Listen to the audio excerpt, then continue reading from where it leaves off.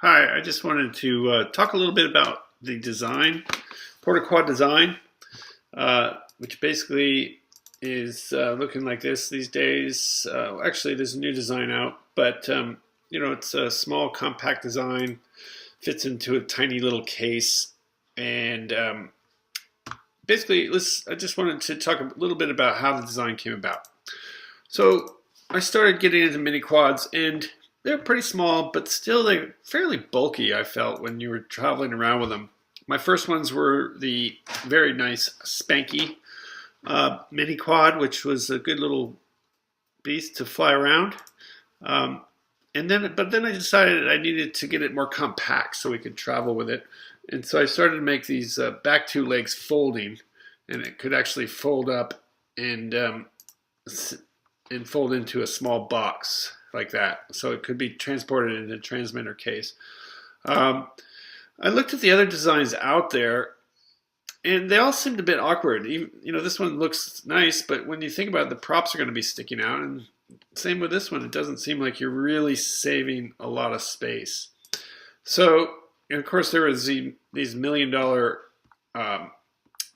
projects that were being backed by crowdfunding that turned out to be a little bit of disasters. And some other designs out there looked a bit complicated to me. So I set aside about designing a better way to fold these arms, these four arms, and I thought about how they could overlap and really you could get some compact folding. But let's just look a little bit at the way they're designed. So I use AutoCAD Inventor, and basically I start like this. I start with just a box. These two circles represent the motors mounts, and then these are the motor mounts extended. So once I have this set up, and basically I want to be able to fit this all into a box. So the propellers are going to be on here. The propellers would be for this one, this is for the Featherlight, they'll be about 110 millimeters. And so here's the other propeller. Come on. So there's the propellers. And when you fold it up, they've got to be able to pack in propellers. It's no fun taking propellers on and off. So basically, this is the propellers extended, but let's just go over this design a little bit. I wanted to show you how it works. So basically, this is all done with parametric modeling, and everything can be changed. Everything's dependent on each other. So I could change, for example, this one's using the 1306 motors, which run at 18 millimeters. Let's say I want to start designing it for the 1806 motors. So those are 23 millimeters. You can see that they've gotten bigger. Now, there's not going to be much room for the body here, so we really need to widen the box width. Let's make that, I don't know, 110. The idea is really that you're creating something more compact, all the mass towards the center. All right, so sometimes you have to change things in a sequence. Let's change the prop diameter to, let's make it for 5-inch props. So this will be 127, or I'll make that 128.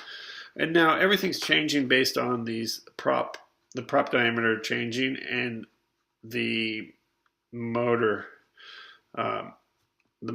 diameter. So let's see, let's change that to 145. So there's one that's good for a 5-inch. Let's just go back. So this started with, that's basically like a 4-inch prop model. And if I want to, I can just zip it up. Now those just look like circles. Well, that's just the basic layout. What happens next after I've done these basic parameters and see how everything fits is I start laying out a bit more. So this is basically, the way it's going to work is that these things are hinged. This is going to be an arm here. You can see that the arm's going to come down here, and the arm's going to extend. So these overlapping arms need to be able to fold into each other. And basically it all works with this basically simple principle is that the arm goes from this point to this point. When it folds out, it's going here. And so if I look at the perpendicular bisector, that's where the pivot point needs to be. Now I just need to design the arms so they overlap nice and neatly. This is what the frame will look like after I've done quite a bit of the designing on it. And so let's go to, so I end up with something like this where there's quite a bit here, but you can see the arm taking shape here. And these are just the holes for various things, for making sure there's clearance, say for an antenna, for example, and the props. So I can design all the pieces from this conglomeration of dimensions. And eventually, you know, I get some parts like this where I all cleaned up, and I can send these off to the CNC machine. And I can also do things like, you know, put these parts together and make some cool animations to show you how it folds and unfolds. So that's basically about it. It's basically design. The key features are actually the high prop line, I think, makes it more stable. So the motor's on top rather than the typical mini quad design where the motors are on the bottom.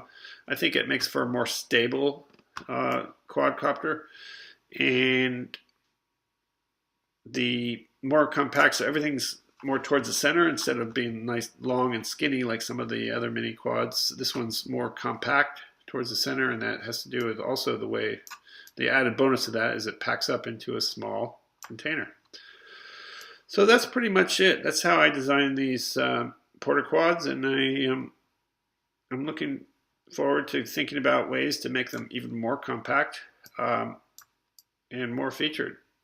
Well, thanks for watching, and hope this helped you understand how this design came about. Thank you.